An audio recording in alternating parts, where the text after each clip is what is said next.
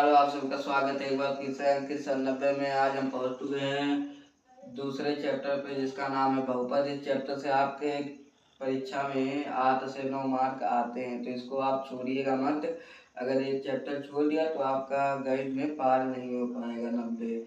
इसलिए इस चैप्टर को एकदम ध्यानपूर्वक पढ़िएगा। और हमारा प्ले लिस्ट में सारा वीडियो है 1.1 का, उसको भी जाके देख लीजिए। और हर दिन ऐसे ही वीडियो रोज आता रहेगा, कोई दिक्कत की बात नहीं है।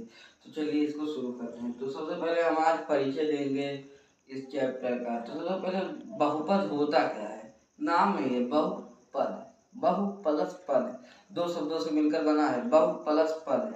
बहु प्लस बहु मतलब होता है बहुत अधिक है।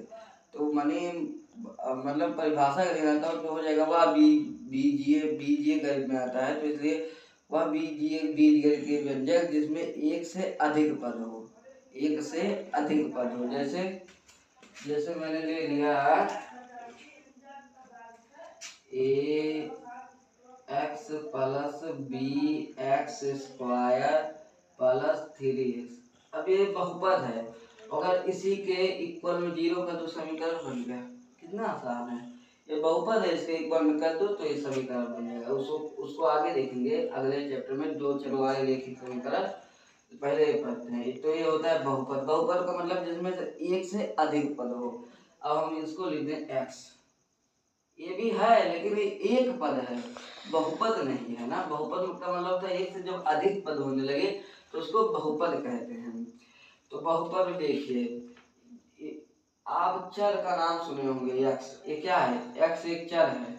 एक एक एक क्या है, कांस्टेंट। आप लोग जानते हो इसमें 1 2 3 आ जाएगा एक जगह पे।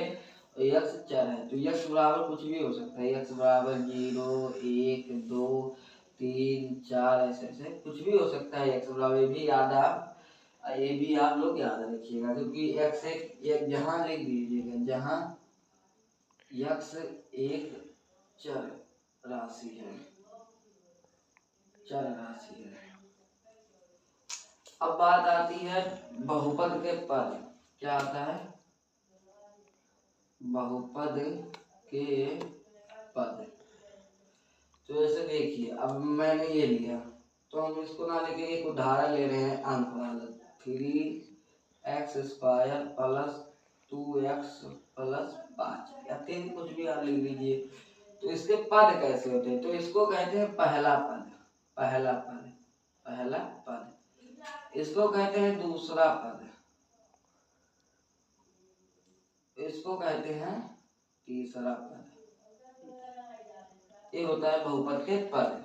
पहला पद प्लस के इधर या कोई भी चिन्ह माइनस भी लगेगा, ऐसे बात नहीं है, माइनस भी लगेगा।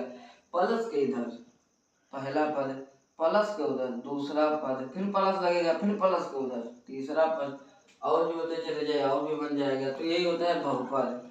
अब आता है बहुपद की घात। बहुपद की बहुपद के घात। अब यही समीकरण हम ले रहे हैं 3x square plus 2x plus 5।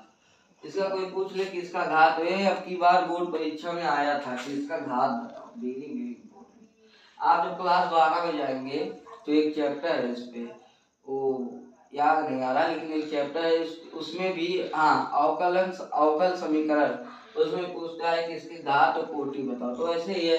तो घात अगर आपको पूछे तो इसका 1 है, क्योंकि अगर यक्स पे कुछ ना हो तो उस पे घात लगे। ये बात यार, इस पे घात नहीं लगेगा बाबू, इसी पे लगेगा। तो इसमें अधिकतम घात कितनी है, 2। बस 2।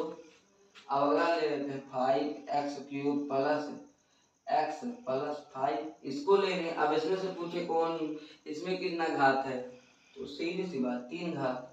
यानी जो अधिकतम घात है उसी को लिख देते हैं। अब यहाँ पे हम स्क्वायर कर दे तो ये नहीं गिना जाएगा बबुआ, जो अधिकतम रहेगा वही गिना जाएगा, क्योंकि ये अधिकतम है।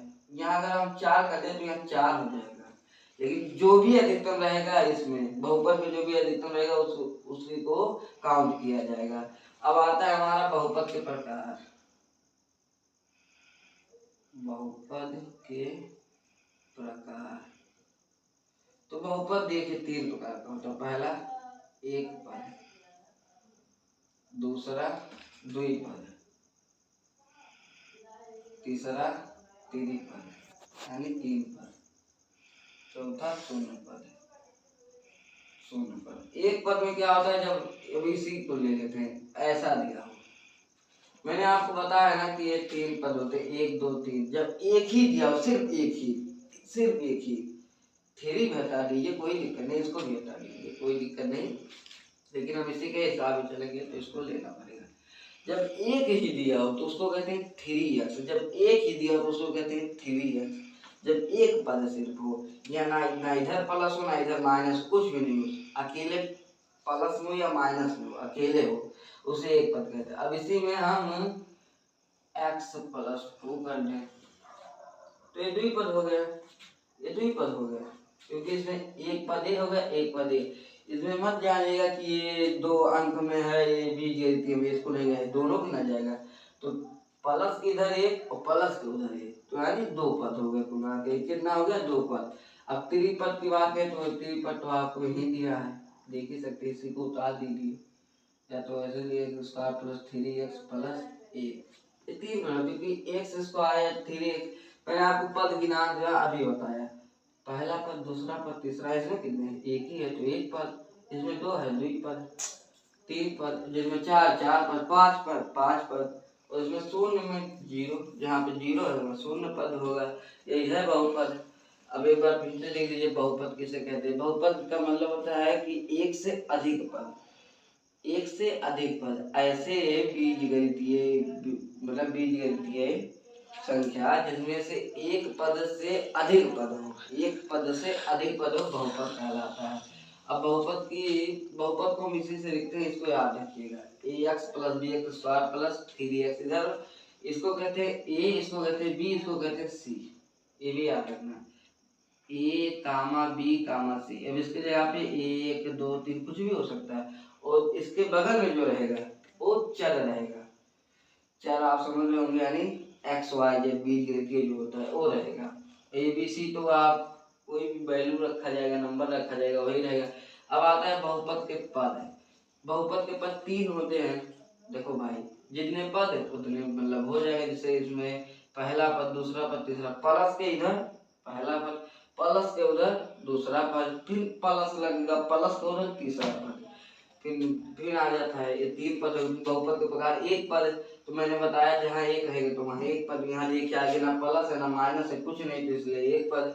अब द्विपद की बात करें तो x प्लस 2, इसमें 2 पद आएगा, एक चर है एक अचर है, देख ही सकते हो, तो द्विपद हो गया। त्रिपद की बात करें तो 3 पद होगा। शून्य पद क्या होता है, तो आप यहाँ पे शून्य लिख दे तो वहाँ शून्य पद होगा। ये ऑब्जेक्टिव में कभी कभी आज पूछ लेता है, निम्नलिखित बहुपद में कौन सा पद है, पहला पद है, दूसरा है कि तीसरा है, वैसे करके पूछ सकता है। उसको तो पेपर बनाना है, कैसे पूछना है वो तो, और हम गणित की तैयारी पूरी एकदम, एक बार अभी सिलेबस खत्म हो जाए तो 3 से 4 बार रिवीजन करा देंगे, उसके बाद मोस्ट इम्पोर्टेंट क्वेश्चन। अरे यार तुम लोग गणित में 100 में 90 पार करते होगे, मेरा भरोसा है कि तुम लोग अगर मेरा वीडियो फॉलो किया तो 100 में 90 जरूर भूल के आओगे। आज के लिए इतना ही, आज हम परिचय बताए, कल हमारा चालू होगा 2.1। अगर कुछ भी समझ में ना आए, अगर आप चाहते हैं कि मैं फिजिक्स, केमिस्ट्री, बायो, सामाजिक विज्ञान, हिंदी ये सब भी पढ़ाऊँ तो कमेंट में बता दीजिए कि और किस टॉपिक पर आपको वीडियो चाहिए। और अगर पहले चैप्टर में कुछ भी समझ में ना आए तो एक बार कमेंट कर दीजिए, उस बंद कर